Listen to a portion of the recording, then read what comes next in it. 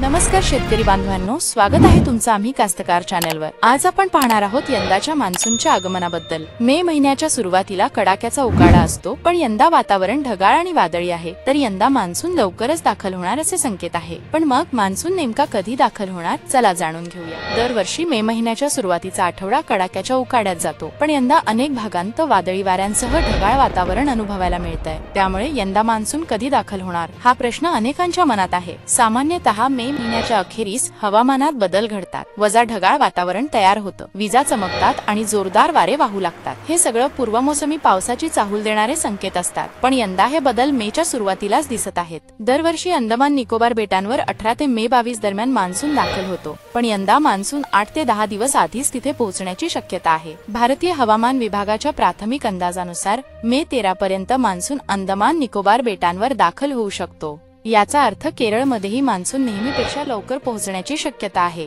हवामान विभागाने अजून केरळ आणि भारताच्या मुख्य भूमीवरील मान्सूनच्या आगमनाची अधिकृत तारीख जाहीर केलेली नाही, पण काही अभ्यासकांचा अंदाज आहे की जूनच्या पहिल्या आठवड्यात येणारा मान्सून यंदा मेच्या अखेरीस महाराष्ट्रात दाखल होऊ शकतो। हवामान अभ्यासकांच्या निरीक्षणानुसार सध्या अंदमान निकोबार भागात ढगांच्या हालचालींमध्ये वाढ झाली आहे आणि वाऱ्याचा वेगही सातत्याने बदलत आहे। यावरून मान्सून वेळेआधी पोहोचण्याची शक्यता बळकट झाली आहे। याशिवाय समुद्र सपाटीवर हवेचा दाब जास्त असून जमिनीवर दाब कमी आहे, त्यामुळे समुद्राकडून जमिनीकडे वाऱ्यांचा जोर वाढलाय। यामुळे उन्हाळ्याच्या कडाक्यातही हवामानात अचानक बदल जाणवत आहेत। शेतकरी बांधवांनो, यंदाचा मान्सून लवकर आल्याने तुमच्या शेतीचं नियोजन कसं बदलेल, कमेंट्स मध्ये नक्की सांगा। अशा लेटेस्ट अपडेट्ससाठी आमचं चॅनल सबस्क्राइब करा आणि बेल आयकॉन दाबा। तसेच अधिक माहिती आणि शेतीविषयक टिप्ससाठी आमच्या व्हॉट्सअप ग्रुपमध्ये सामील व्हा। लिंक डिस्क्रिप्शन मध्ये आणि स्क्रीनवर उपलब्ध आहे। तर भेटूया पुढच्या अपडेटसह। धन्यवाद।